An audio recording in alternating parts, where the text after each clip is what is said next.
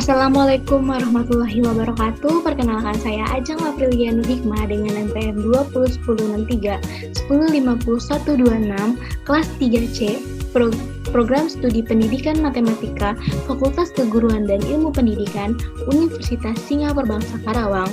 Di sini saya akan mempresentasikan tentang pengelolaan sarana dan prasarana pendidikan. Nah, sebelumnya kita masuk uraian pengelolaan pendidikan. Yang pertama ada pengertian, yang kedua ada konsep dasar, yang ketiga ada kebijakan, yang keempat ada standar sarana dan prasarana, yang kelima ada pengelolaan sarana dan prasarana, dan yang terakhir ada implementasi.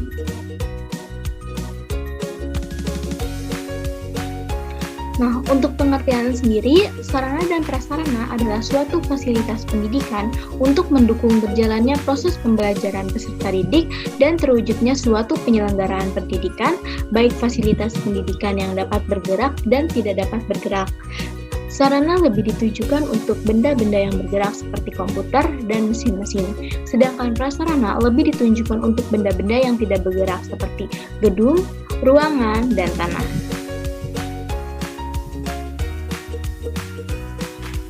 Nah, di sini ada pengertian dari sarana itu sendiri. Sarana adalah segala sesuatu yang dapat dipakai sebagai alat atau media dalam mencapai maksud atau tujuan. Sarana pendidikan sendiri mencakup perabotan dan peralatan yang diperlukan sebagai kelengkapan setiap gedung atau ruangan dalam menjalankan proses pendidikan. Nah, untuk jenis-jenis sarana, yang pertama ada sarana pembelajaran. Nah, dalam sarana pembelajaran ini dibagi menjadi dua. Yang pertama ada sarana untuk melaksanakan proses pembelajaran sebagai kelengkapan seperti ruang kelas, meja tulis, meja belajar, papan tulis, dan sebagainya. Dan untuk peralatan yang kedua ada peralatan laboratorium. Nah, di sini peralatan yang laboratorium tergantung laboratorium jenis apa. Nah, untuk yang kedua ada sarana sumber belajar. Nah, sarana sumber belajar itu seperti buku teks, jurnal, majalah, sumber-sumber informasi yang diperlukan untuk sebagai sumber belajar. Nah, yang ketiga ada sarana pendukung. Nah, di dalam sarana pendukung ini mencakup peralatan, pelengkapan, kecetakan, peralatan rumah tangga, alat-alat transportasi, dan sebagainya, seperti sound system, laptop, LCD, dan penunjang pembelajaran lainnya. Oke, yang kedua ada prasarana. Nah, di sini prasarana pendidikan adalah perangkat penunjang utama suatu proses atau usaha pendidikan agar tujuan pendidikan tercapai. Nah, dalam prasarana pendidikan dibagi menjadi dua kelompok. Yang pertama ada prasarana bangunan, mencakup lahan bangunan gedung, baik untuk keperluan ruang kuliah, kantor, ruang dosen, ruang seminar, dan ruang rapat. Nah, yang kedua ada prasarana umum. Nah, prasarana umum itu seperti air, sanitasi, drainase, listrik, dan sebagainya. Oke, kita masuk konsep dasar.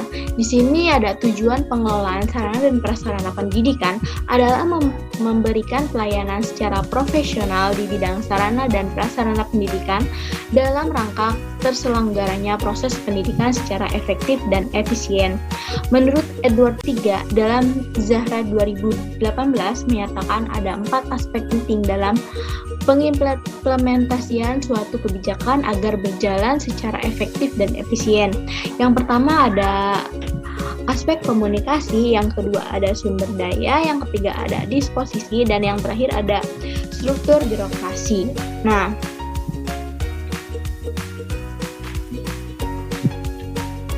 oke, langsung saja kita masuk ke kebijakan. Nah, dalam komponen-komponen kebijakan dalam pengelolaan sarana dan prasarana, diantaranya ada pengembangan sarana akademik yang dilakukan dengan perencanaan yang jelas agar pemanfaatannya dalam kegiatan Tridharma perguruan tinggi benar-benar efektif, efisien, dan produktif dalam pemberian dukungan yang optimal dalam prosesnya.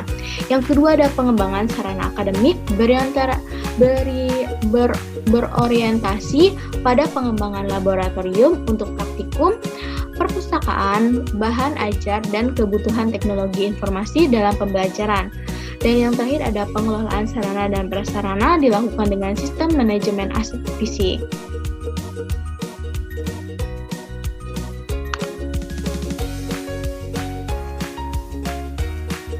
Oke, di sini ada standar sarana dan prasarana pengelolaan pendidikan. Nah, yang sarana dan prasarana yang memadai tersebut harus memenuhi ketentuan minimum yang ditetapkan dalam standar sarana dan prasarana atau Peraturan Menteri Pendidikan dan Kebudayaan Nomor 24 Tahun 2007. Standar sarana dan prasarana ini mencakup yang pertama ada kriteria minimum. Kriteria minimum sarana yang terdiri dari parabot, peralatan pendidikan, media pendidikan, buku, dan sumber belajar lainnya, teknologi informasi dan komunikasi, serta kelengkapan lain yang wajib dimiliki oleh setiap sekolah atau madrasah. Nah, yang kedua ada kriteria minimum. Prasarana yang terdiri dari lahan, bangunan, ruang-ruang, instalasi, dan jasa yang wajib dimiliki oleh setiap sekolah atau madrasah.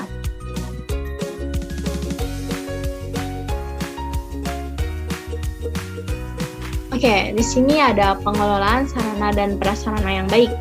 Indikator yang harus diperhatikan dalam melaksanakan pelaksanaan manajemen sarana dan prasarana pendidikan. Yang pertama ada proses penyusunan rencana kebutuhan sarana dan prasarana pendidikan. Yang kedua ada pengadaan sarana dan prasarana pendidikan, perawatan pemeliharaan. Yang ketiga ada pemanfaatan atau penggunaan sarana dan prasarana pendidikan. Dan yang terakhir ada proses perawatan yang dilakukan oleh kepala sekolah dalam manajemen sarana dan prasarana pendidikan. Nah, untuk yang terakhir ada implementasi. Implementasi dalam sarana dan prasarana di sini tuh kita atau saya dan rekan saya mengunjungi atau mengobservasi SMA 1 Karawang Barat untuk melaksanakan untuk mencari tahu atau memperkenalkan sarana dan prasarana apa saja yang ada di SMA Negeri 1 Karawang ini. Nah, untuk implementasi dalam sarana dan prasarana di SMA Negeri 1 sudah terlaksana dengan sangat baik meskipun terhalang. Nah, karena kita dalam kondisi pandemi COVID-19, akibatnya prasarana dan sarana terhambat yang mengakibatkan penurunan pendanaan yang didapat dari sumbangan pembinaan pendidikan. Adapun dana yang menjadi tunjangan penuh untuk kelangsungan sarana dan prasarana SMA Negeri 1 Karawang yakni bantuan operasional sekolah atau BOS. Selain itu ada dana penunjang lainnya yang digunakan sebagai alokasi dana sekolah, yaitu ada dari Ikatan Alumni Semansaka yang menjadi pendanaan tambahan untuk berlangsungnya sarana dan prasarana secara maksimal. Nah, jadi di SMA Negeri 1 Karawang ini setelah terjadinya pandemi COVID sejak 2019, akhirnya SMA Negeri 1 Karawang ini mereka tidak memberikan biaya bulanan atau SPP bulanan kepada sekolah. Jadi pure untuk semenjak pandemi COVID-19 ini, SMA Negeri Karawang ini menggunakan bantuan BOS dan mereka memiliki ikatan alumni yang sangat kuat, sehingga dari para alumni yang telah sukses atau telah sukses dalam di Karawang, sukses dalam karir yang berada di Karawang. Nah, jadi dari Ikatan SMA Negeri 1, alumni SMA Negeri 1 Karawang ini, mereka menyumbangkan sebagian rezeki mereka untuk alokasi sekolah tercinta mereka ini, yakni SMA Negeri 1 Karawang. Oke, nah di sini ada kesimpulan, mohon maaf. Oke, di sini ada kesimpulan. Nah, sarana dan prasarana adalah suatu fasilitas pendidikan untuk mendukung berjalannya proses pembelajaran peserta didik dan terwujudnya suatu penyelenggaraan pendidikan, baik fasilitas pendidikan yang dapat bergerak dan tidak dapat bergerak. Pada dasarnya, setiap sekolah sudah menyelenggarakan sistem pengelolaan penunjang sarana dan prasarana dengan baik. Namun, hendaknya administrasi sarana dan prasarana pengajaran harus senantiasa ditinjau dari segi kelayakan untuk turut serta memperlancar pelaksanaan program pengajaran. Nah, waktu kemarin kita melaksanakan observasi, kita bertemu langsung dengan Wakasek Sarana dan Prasarana. Nah, di sini kita berwawancara dengan beliau tentang sarana dan prasarana apa saja yang ada di SMA Negeri 1 Karawang.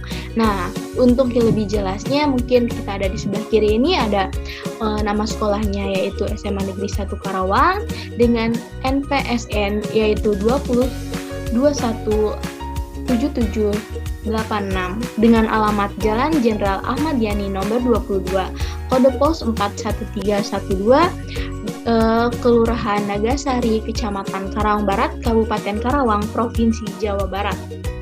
Nah, status sekolah dari SMA Negeri 1 ini sesuai dengan namanya itu dia sudah negeri. Nah, untuk waktu penyelenggaraannya itu atau waktu belajar dalam SMA Negeri 1 Karawang Barat ini yaitu 5 hari full dari Senin sampai Jumat, dan waktu hari Sabtu itu mereka melaksanakan ekstrakurikuler dari kegiatan ekstra yang lainnya selain KBM yang diadakan oleh sekolah. Nah, jenjang pendidikan yaitu SMA negeri, sekolah menengah atas dengan akreditasi A dan sumber listrik yaitu dari PLN. Nah, berikut ada gambar-gambar dari sarana dan prasarana SMA Negeri 1, yaitu ada ruang kelas, masjid, dan ada kantin. Terima kasih kepada kalian yang telah menonton presentasi kali ini. Saya ucapkan wabillahi taufiq walhidayah. Wassalamualaikum warahmatullahi wabarakatuh.